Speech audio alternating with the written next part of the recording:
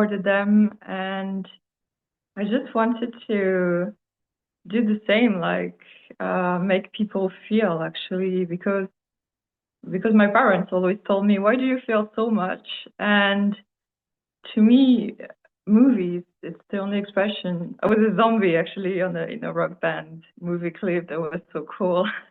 And I remember when I was driving home and I was talking with the other extra, I was driving them home as well. And I was like, oh my God, I want to be on set like all day, all night. I want to do it. I want to do it professionally. That's how I got stuck into it. I felt I was acting like, well, first a stage actress, I was using my voice a lot and my expression and overacting a lot all the time. I was overacting. And to me, an example of an actor with overacting is Nicolas Cage, for example. But for him, it's working. So it depends actually on the context. It depends on the movie, the situation, the emotion as well. You see him acting, you're not in the movie anymore. That to me is the definition of overacting. But for some actors and in some movies, it works. Like, so it was okay, it was interesting. And I had also a director was really, really strict and wanted to do lots of different takes. It's a good question. You tell me.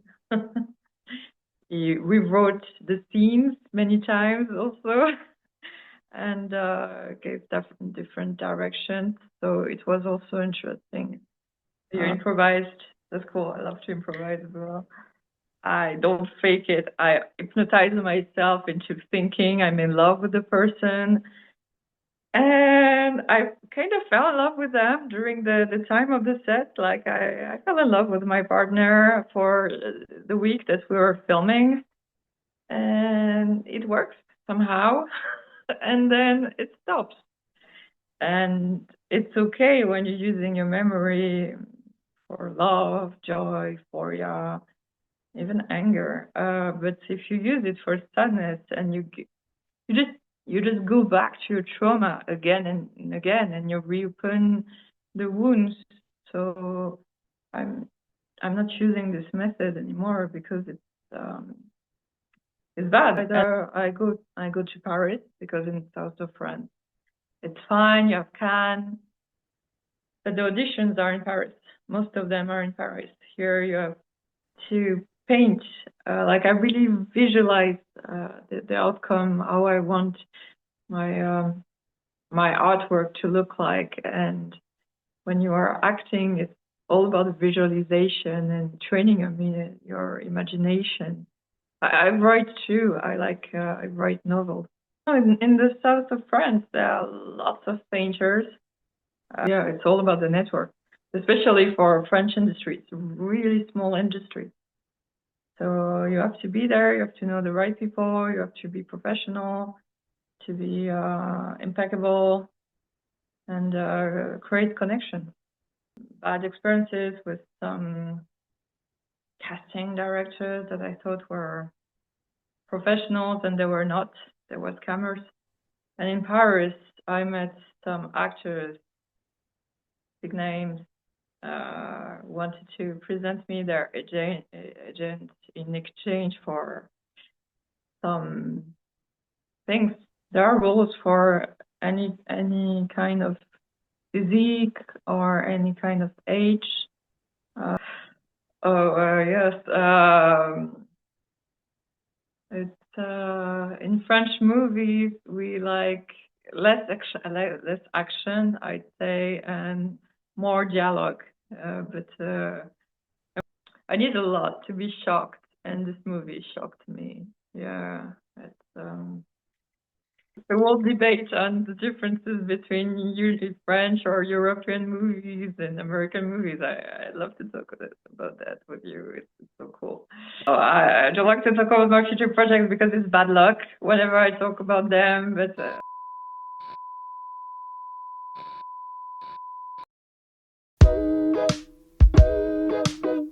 Hey everyone, this is Abhi from No-Budget Filmmaking Podcast, and here with me is Sophie. Hi Sophie, how are you? Hi, I'm fine. How are you doing? I'm good. My first question is if you like to introduce yourself for the audience. Yes, so my name is Sophie and I'm French. I'm a French actress.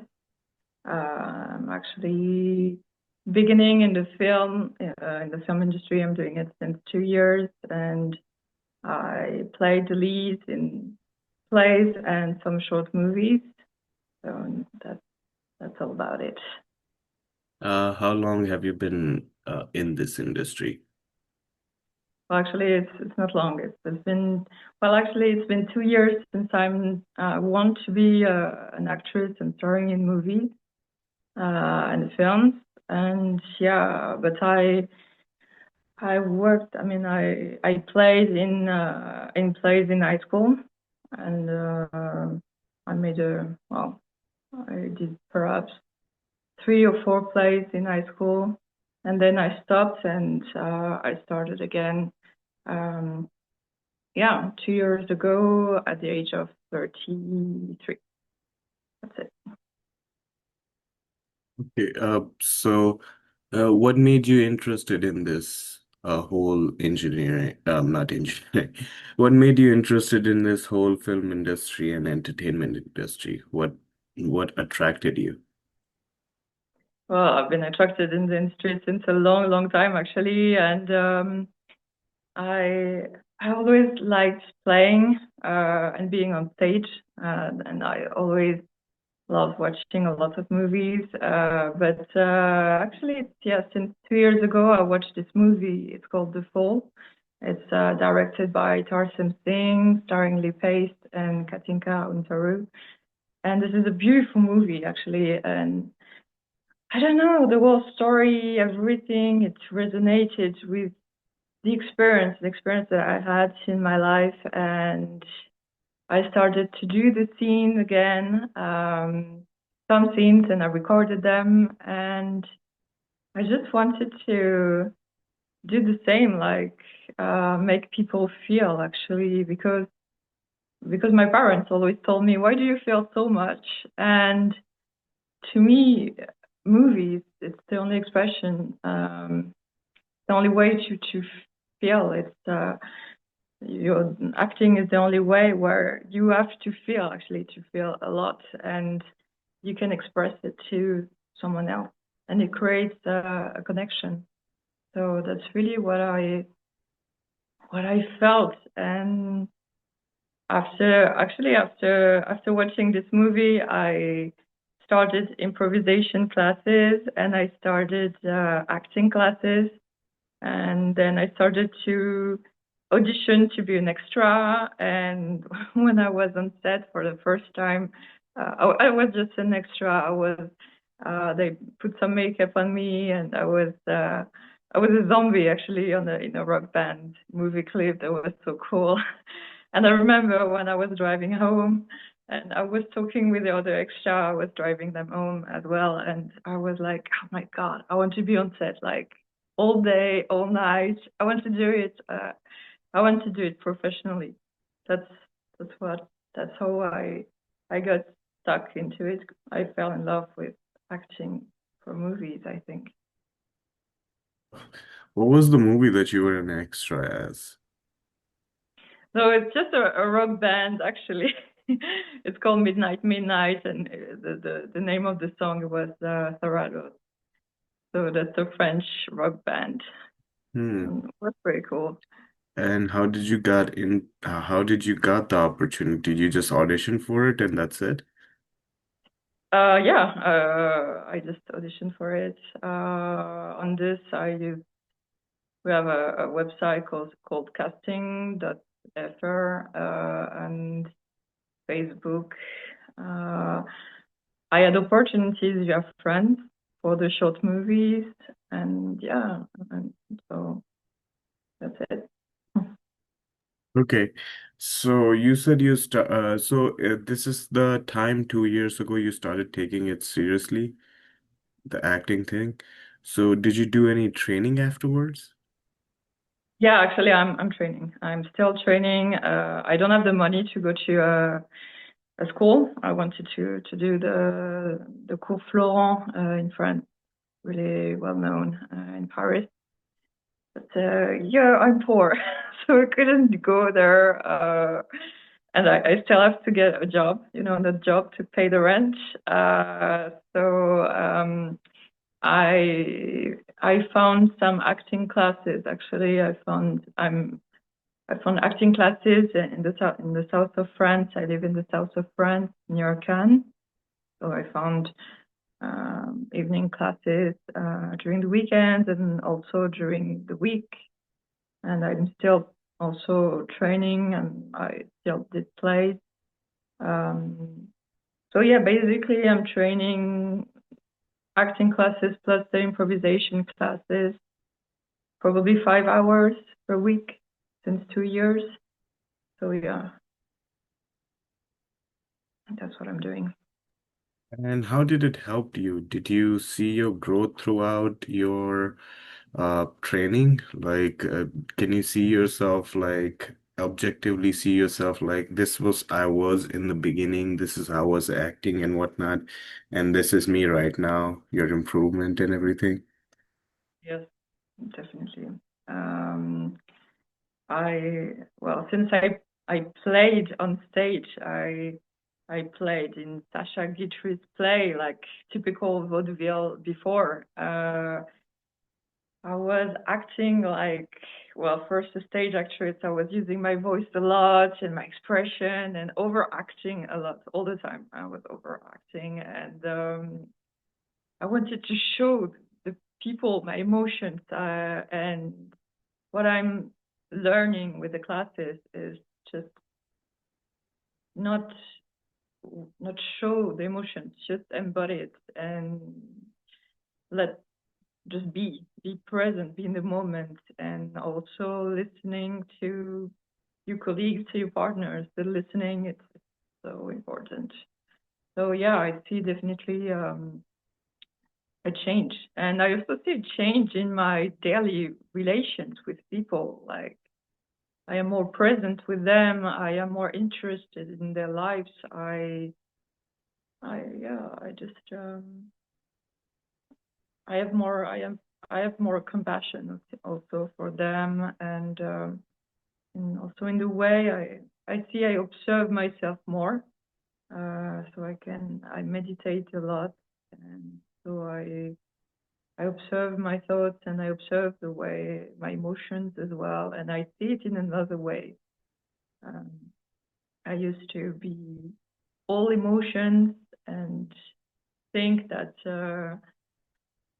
I don't know, it's a terrible thing to feel anger or to feel stress or to feel I don't know, surprised or things like this, and euphoric. And now I just see them like waves, they just go and you try to control them and just master them, and they're just emotions. They're not you.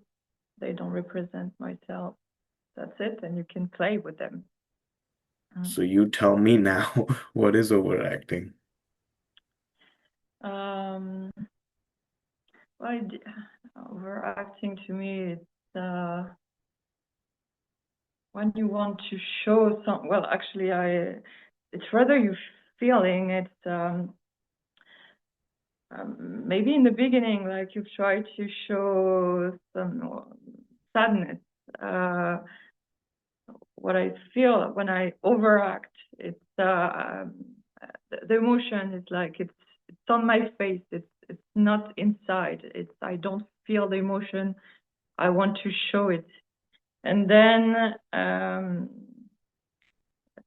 you have like a mask. You do like it's too much. To me, an example of an actor with overacting is Nicolas Cage, for example. But for him, it's working. So it depends actually on the context. It depends on the movie, the situation, the emotion as well. But I know that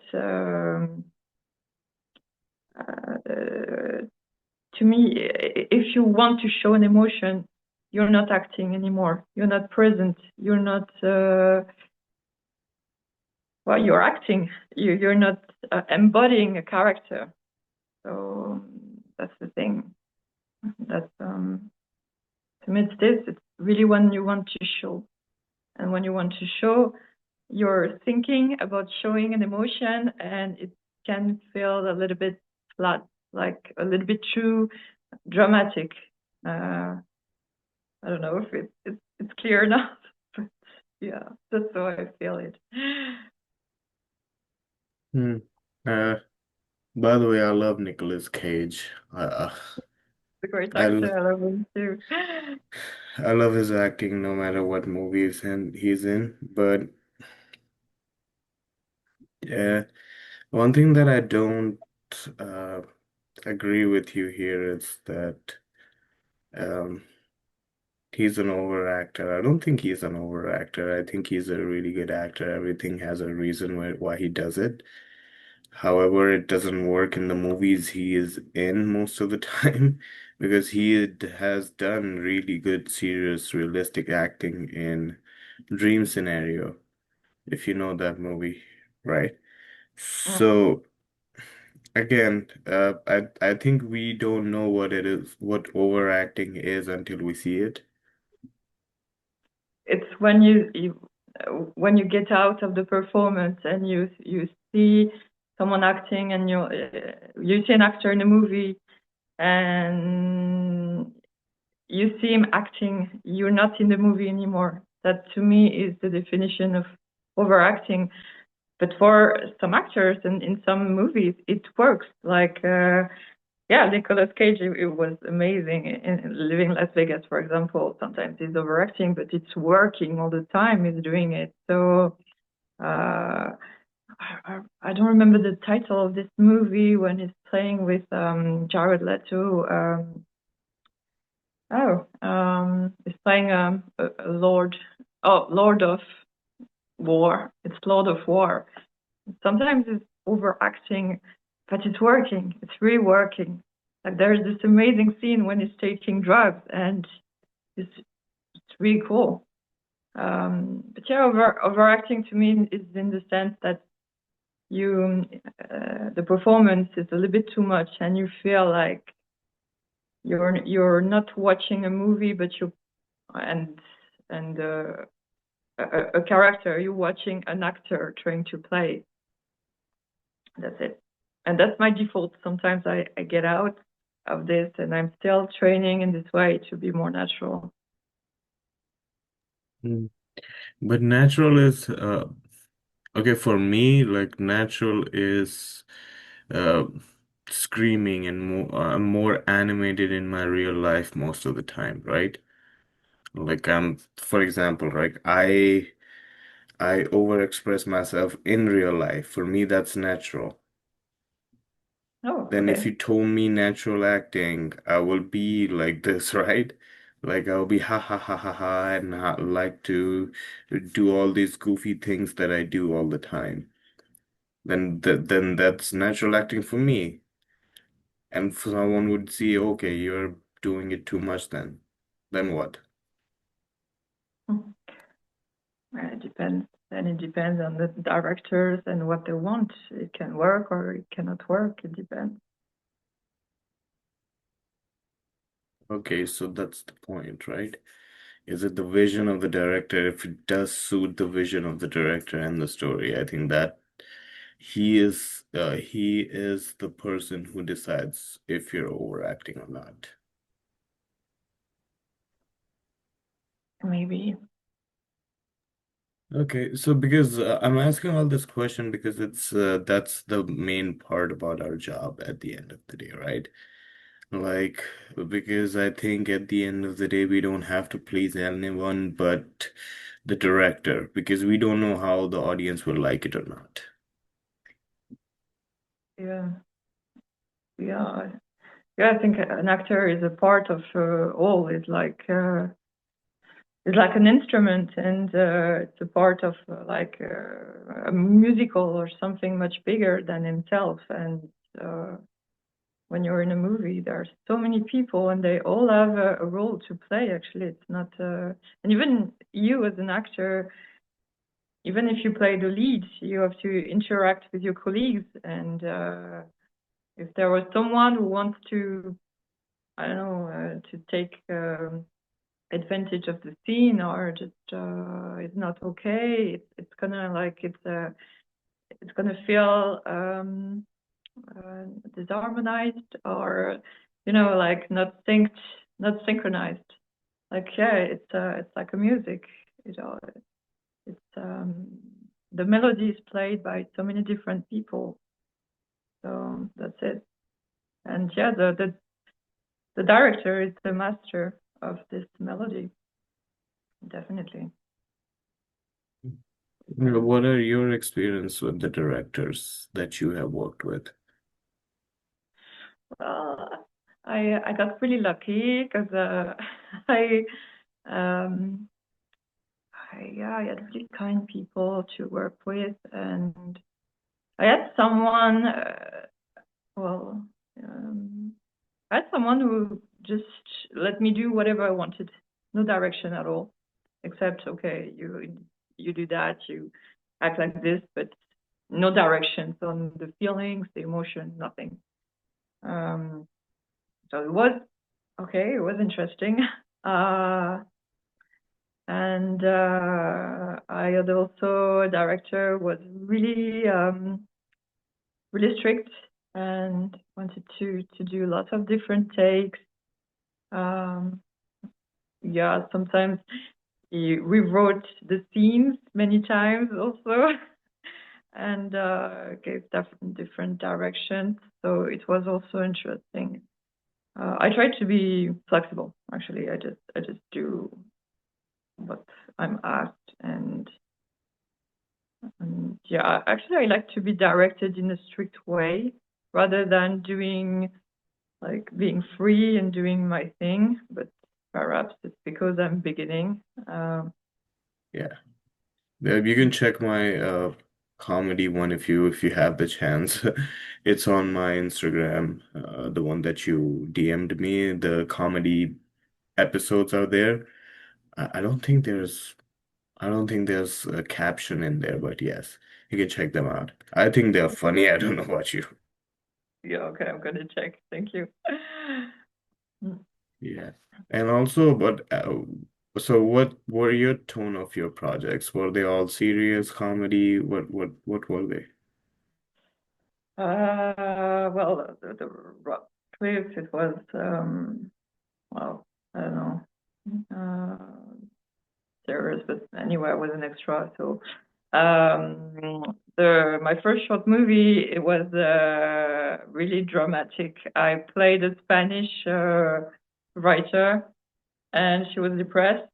She was looking for, well, she was really depressed actually, and she lost inspiration. And through different things happening in her life, different, well, symbols, uh, she found the creativity again, the inspiration again. So it was pretty, I think, yeah, it was a drama. And after that, I played a nurse. And I'm helping a soldier, wounded soldier, heal. So also, yeah, it was both romantic and dramatic, no comedy. Mm. But Um, yeah, oh, go on. uh, okay, so you said last one was dramatic comedy? No, it was a drama, both romantic and dramatic. Oh, I misheard romantic as comedy. I don't know why. So it was romantic. Okay, I have a question about romantic. It's personally I struggle with it for some unknown reason. When there's romantic things where I have to show someone that I'm attracted to them or in love with them when I'm not, it's really hard for me to fake. But how did you try this and how was your result when you tried to do that? That's actually, I don't fake it. I hypnotize myself into thinking I'm in love with the person. And I kind of fell in love with them during the time of the set. Like I fell in love with my partner for the week that we were filming, and it works somehow, and then it stops. Um, and it happened to me all the time. So I don't know. I just try to invent memories with this person. I wrote them like a fake biography of their couple, their romance, and I invent myself some stories about them and some fake souvenirs with them, and I try to look at them in a different way. I try to look at them like, okay, what if, okay, what can I see in this person? Or, what is attractive in them? And I try to picture myself as if I was their lover. And somehow it works. But the problem is whenever, and I also, when I acted in plays, I did the same, and I always played the mistress in my plays, and somehow I always fell in love with my partners. It's a little bit annoying, but it never lasts long. It just lasts the time of the play or the time on set. And I stay professional, of course, but yeah, really, it's what I do. It's I hypnotize myself and I create fake souvenirs with this person, and somehow it works. Yeah, but it I hate to say this, but that's a really, really I don't want to say bad, but it's a risky method to take.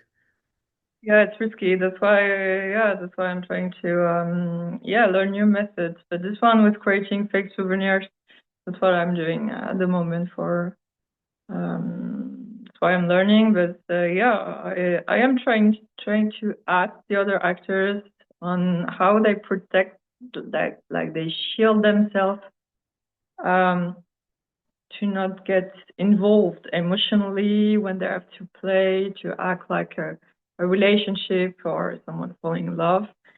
And I still don't have the answer, so I don't know. I don't know. I don't know the answer. It's a good question. But to me, it's what I do. I create these fake souvenirs, and somehow it works.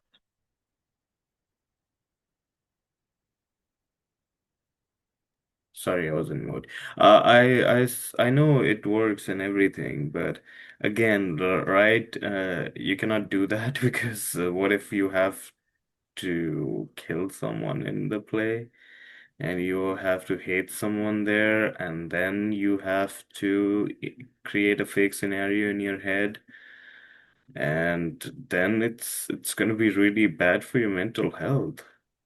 You know what I mean? If you're falling in love with someone on set, for example, and that someone has a partner, and then you feel jealous and all that BS. Yeah, but it just lasts during the set, I would say. Um, it's just not something I share with my partner. I just keep it to myself. It just serves me during the performance. If well, I had to play. I played a character who was not killing someone, but she was involved in a murder, and well, I just I what I did is I just imagine herself. I just imagine being in her skin, and it didn't affect me. So I don't know when. How do you do when you did you ever play the romantic partner, or do you shield yourself from your character's emotions and trauma? If you I really think, go into the skin of the partner, okay, of a character, sorry.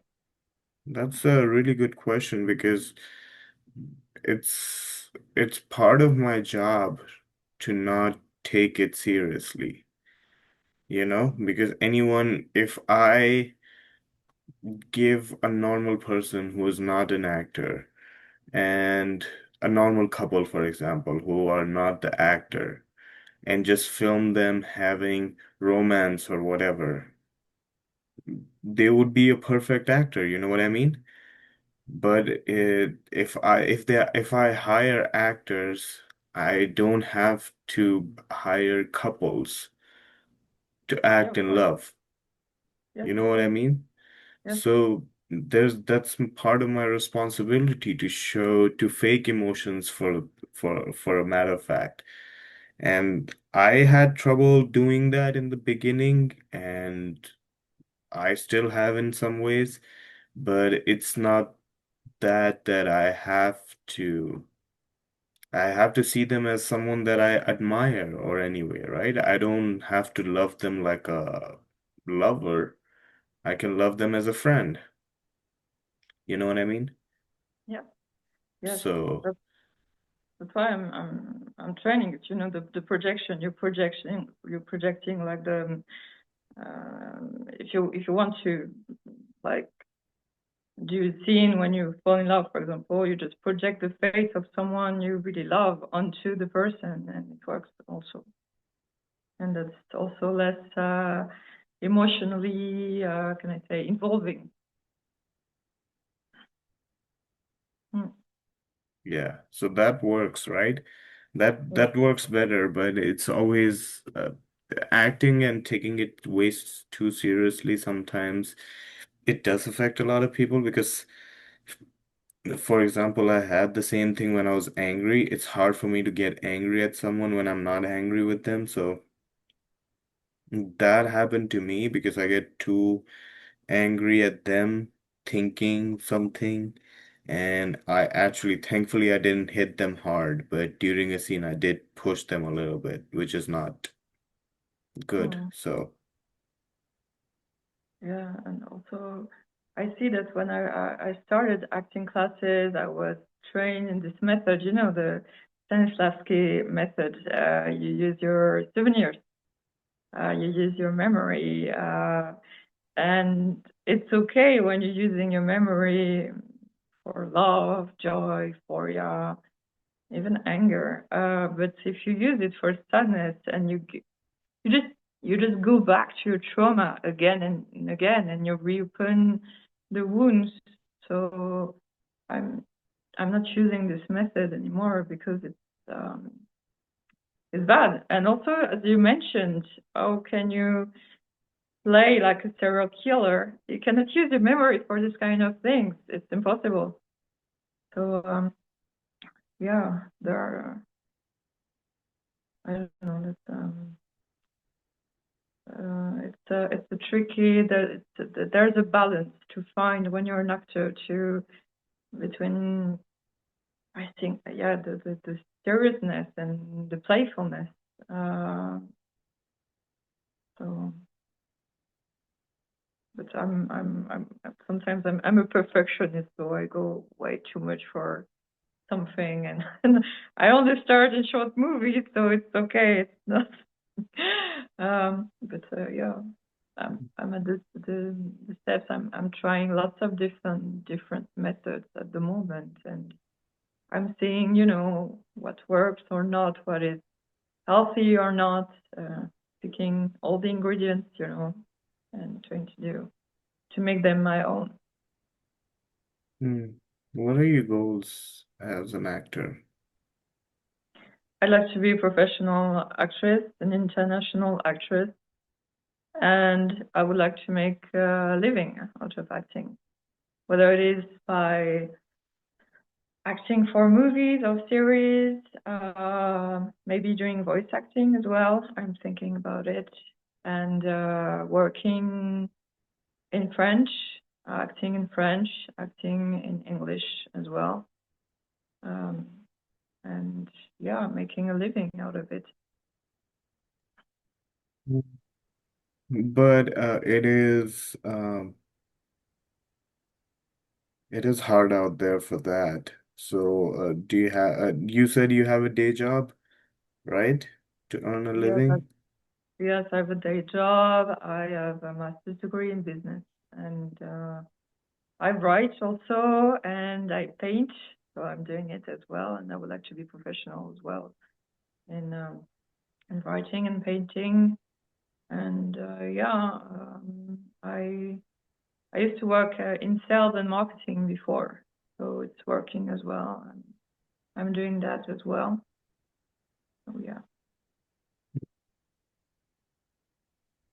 Interesting.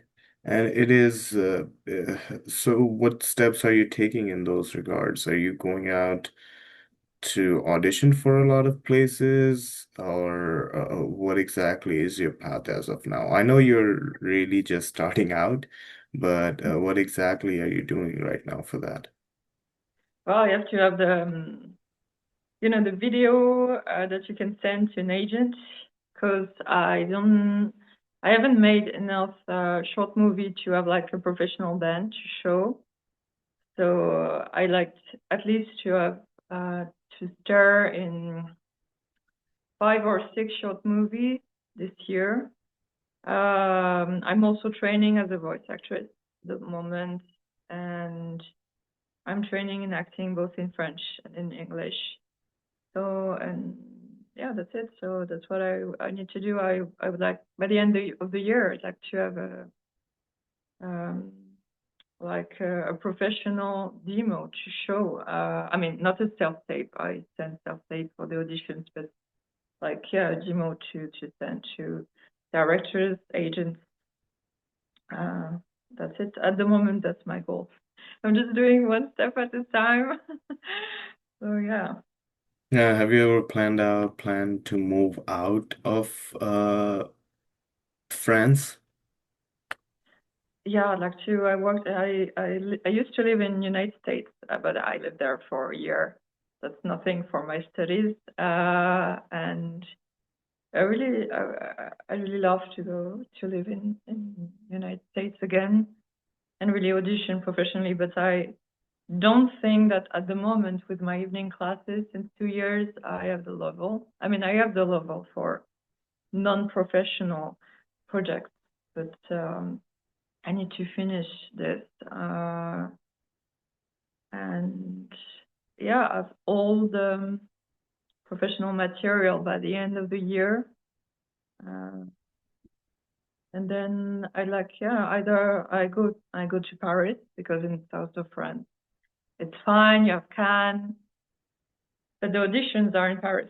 Most of them are in Paris. Here you have some auditions in Marseille, so it's fine, but some are in Nice, also a little bit in Cannes, but it's not enough. So yeah, either I go back to Paris or I decide to move to United States. But for this, I need to save some money. So I'm also making this. I'm saving some money. Any future projects that you want to talk about? Oh, I don't like to talk about my future projects because it's bad luck whenever I talk about them. But Okay, I we can skip it. no, it's fine. But I have 2 short movies coming in next month. So that's it. I'm training in this way, and I'm gonna start, yeah, also the voice acting classes soon. So that's it. Hmm. Mm. Okay. Oh, speaking of voice acting, uh, why did you want to go on voice acting? I like to play with my voice. Oh, I like that. I would love. First, I love video games, and anime and cartoons. So it will be so fun to have the opportunity to play a character. It's a different way of acting, and yeah, it's just a different way. I just want to explore all the different ways of acting. That's it. Hmm. And it's yeah, it's a good because I have on this podcast I have a bunch of people who did voice acting, Yeah, I've seen it. It's interesting. Hmm. so if you want to check out a few of my voice acting episodes, please do. It's on Yeah, YouTube. I'll send you the yeah. link if you want to. Um, so yeah, there's that. And what about painting? Do you have any work that you can show me right now? Well, not really. It's everything is on my Instagram. I sold some paintings and I do, yeah, drawings and paintings, mostly portraits and nudes. Uh, that's it. And yeah, I'm painting and drawing since I'm a child, since I'm 5 or 6 years old. Um, so it's cool because actually it complements acting because to paint, like I really visualize the outcome, how I want my artwork to look like. And when you are acting, it's all about visualization and training, I mean, your imagination. I write too. I write novels. Hmm. Novels I get, but okay, I'm sorry about the ignorance, but is there a good market there for painting to be a good earn a living through painting? Because I can tell you right now here, it's not. In Los Angeles. Oh, Unless no, you're a no. big name here, then your paintings will sell for a good amount by rich people, but yeah, no. I don't know. In the south of France, there are lots of painters. Um,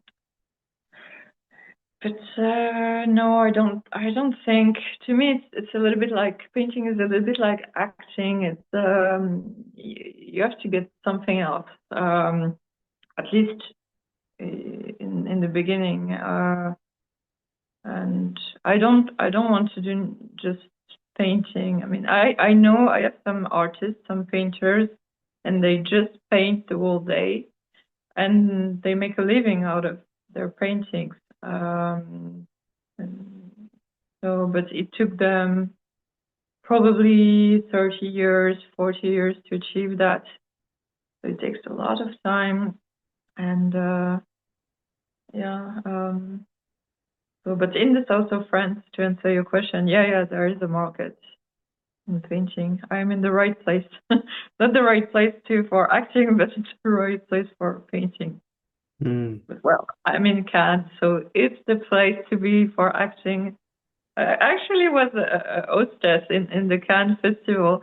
I got the job, not job, as a hostess, and I was there just, just to, And out of how was the curiosity. experience? Huh? How was the experience? It was interesting. It was interesting, but as a hostess, you have to be discreet, so you cannot really show your cards to people and take their numbers. It doesn't work like that. But I was serving in this room. There are some private room in the Palais des Congrès in the palace in Cannes, and this is where they make their deals in the production deals. Like for example, I don't know. Um, Uh, there's an American director wants to have his movies uh, showed for Canal Plus, a French TV, French TV, and so they're gonna watch the movie in this room, and I was working there, so it was quite cool. You can overhear some conversations, meet the big, what can I say, like the professionals of the industry, see how they talk, observe them, and yeah, that was quite interesting actually. Okay, is there a difference between okay, let me tell you what happens here, right? Apart from acting, your network goes a long way too, right? If I'm talented, if I'm moderately talented and I'm good to people, people know me. This will give me more work than just my talent. You know Of what I'm course, trying to say? So is yeah, it the the same network. there? Yes, the network is important. Yes, So it is the same there too. of course. Yeah, it's all about the network. especially for French industry. It's a really small industry. So you have to be there, you have to know the right people, you have to be professional, to be impeccable, and create connection. Mm. Um, it's up to you if you want to answer it, but did you had any negative experience during all of this? Mhm. I did. I went, I had, yeah, bad experiences with some casting directors that I thought were professionals and they were not. They were scammers. And in Paris, I met some actors, big names, wanted to present me their agent in exchange for some things. So yeah, I had that. Yeah, I met some people in the street also.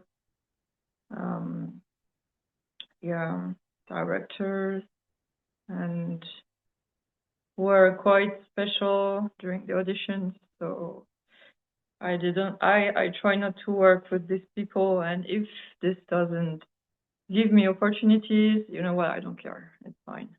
But I try to stay away from the predators, and there are lots of them, yeah. But I got lucky for the at the moment for the movies that I made. I had like great scene partners, great directors, a great team. It was fine. It's just the whole process, some auditions and some actors that I met in Paris that were quite um, I don't know the word. Peculiar. I don't know the word. I don't know the word. Peculiar? Can you explain it a little bit? They asked me in exchange for having the number of their agents or opportunities to be on set. They asked me to go to their hotel room or their. Oh, that's not being peculiar. Yeah, I know. That's something else. That's This is something being entirely else. manipulated. That's sexual That's harassment. I know that. Yeah, that's extortion. That's extortion and exploitation. yeah, yeah, definitely. I So was like, yeah, where the peculiar word? When I heard the peculiar, I thought they were like really elegant and really oh no. distinctive about what they want. Like they want this type of acting or this type of look. That's what I thought when you Ah, said picky. peculiar. You mean picky? Yeah, no. They No, were trying to exploit. Jeez, dude. You confused me for a second. yeah, they're predators. Oh, They're yes, and they're not. There are people like that, but actually, I worked in advertisement. I worked in marketing. I worked in yeah. I worked as in sales. And there are people who want to take advantage in any kind of industry. Actually, I think where there is power, there is manipulation, there is extortion, there is scam, there is sexual harassment, things like this. So I don't know. I don't know if it's really in the industry or if it's specific or not. In my careers, I've seen predators many times actually. hmm. And I believe you have now know what kind of people to avoid. Yeah. Hmm. Okay. Yeah. I have an experience now. I can know and I stay away as much as I can. Hmm. Um, is there any way you felt a little bit uh, how would I say it? It's like, did you ever felt like you being ignored or not being listened to because how the way you look or something like that? Because there's a beauty standard everywhere in the world, right? Obviously, some people, it's been breaking every day ever since. Like people, uh, is it like there too? Like a lot of European features are being like blue eyes, blonde hair, are these more what's the word? What's the word for it? Being Favored? yeah, being favored or something like that, or skinny people or tall people or whatever. You I'm mean for asking you that.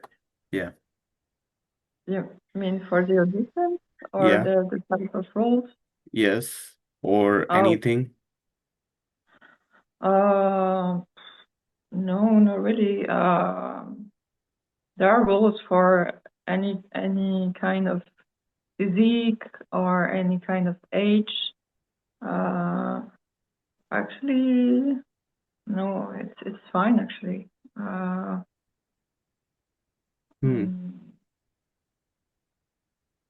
no, it's fine. Okay, that makes sense. Okay, that makes sense. That makes absolute sense. Okay, I don't have any questions anymore. Uh, one thing I wanted to ask you, you watched both movies, both do you watch both Hollywood movies and French movies, right? Yes, Do yes. you see a difference between them? Oh, yes. It's in French movies we like less action, I'd say, and more dialogue. But I'm thinking about all of this movie with Audiard and or the movies like Amélie Poulain, for example. It's more we like more the drama. There are definitely more European, well, French drama, or we like comedy as well, and we like play on words, like the jokes with words. So in I'd say yeah, in our movies there's not so much action and everything is in the conversation. I don't know if you get my point, but it's the interactions between people, um, and in American movies, but yeah, I say it's different because to me, American movies means blockbusters, but it doesn't always mean blockbuster. Um, yeah, to me, there is a little bit more action, but it depends. Actually, it depends. It depends on the director. It depends on the production. It depends on the budget. Um, but yeah, Uh, to me, it's all about the dialogue, and sometimes we like to make parody about the French movies, and it's all like it's raining, and people are really serious and really talking about poetry and just making jokes, saying words all the time, or talking about philosophy in front of a terrace with a baguette and a cafe, and I like to make jokes about that, like it's really serious drama. It was the case at a certain time. Yeah, no, it's changing a lot. Yeah, is Gaspar Noé French or Italian? Gaspard Noé Yeah, or Gaspard Huliel.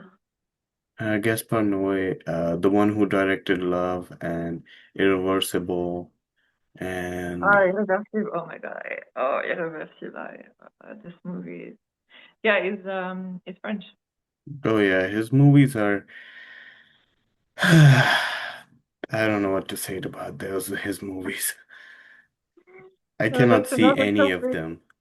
That's another topic. Yeah, I've seen Irreversible, and oh my God, I think it, um, I need a lot to be shocked, and this movie shocked me. Yeah, it's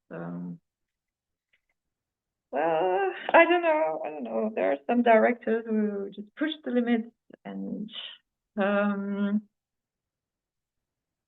mm, I don't know. I haven't seen the message in Irreversible. I don't get it. But in The Substance, for example, there was a message. In Titan, I don't know. It's well, it's interesting. But when I think, for example, movies like Orange Mécanique, A Clockwork Orange, or Shining, for example, it was the same. It's great horror movies, and they're pushing the limits. But that's true. They don't. There is less gore in this kind of movies, and everything is less suggested. Um, I don't know. Maybe there is more censorship Yes. for American movies. So I'm pretty sure it's a bit about that. Yeah, French movies are more, they try lots of different things. We'll debate on the differences between French or European movies and American movies. I love to talk about that with you. It's so cool. Any other cinema that you watch regularly? Uh, you mean series or TV shows or I mean, movies? in terms of countries, yeah, anything, series, TV shows, movies. Oh, I love Korean drama at the moment. Oh, They're really good. Um, well, I rewatched Breaking Bad and Better Call Saul recently because I love the characters. And I watched a beautiful movie made by Guillermo del Toro, Frankenstein, on Netflix. Oh my God, such a masterpiece. I love this. Um, yeah. I love that movie too. So what about other countries? Apart from K dramas? Mm. It depends. Spanish, I've good movies. Spanish are, yeah, they're, um, I watched some series in, well, actually, it depends. Uh,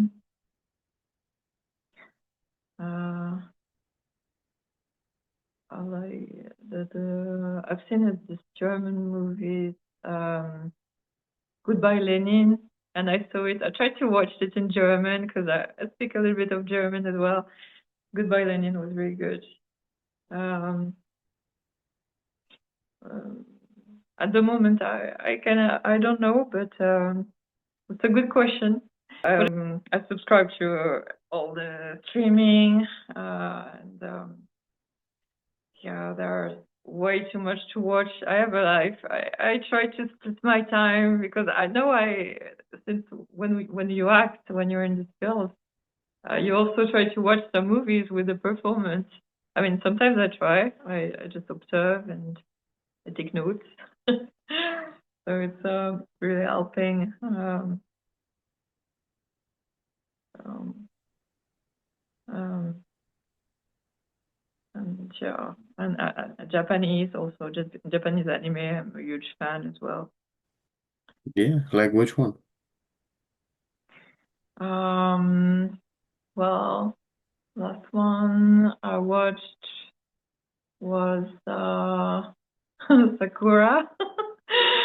um, and I loved uh, the Devil Crybaby. I watched Parasite. I watched um, oh God, there are so many actually. Um, Castlevania, but I'm not sure the anime is Japanese. Um, no. Okay. Thank you very much for this conversation. I would love to talk to you again in the future. If you're comfortable, we will have a panel where we will have multiple actresses or actors where we will talk about it. And hopefully you will have a time and we'll find a time that works for everyone. So It's yeah, okay. I'm flexible, and I wake up usually super early, like at 5 a.m. So it's fine. I can adapt. It's cool. okay. So I will be in touch. And thank you very much for coming to my audition, for my podcast. Yeah, thank you, B. Thank you so much. And yeah, have a good day. You It's too. evening for me. Yeah. And cut. Okay.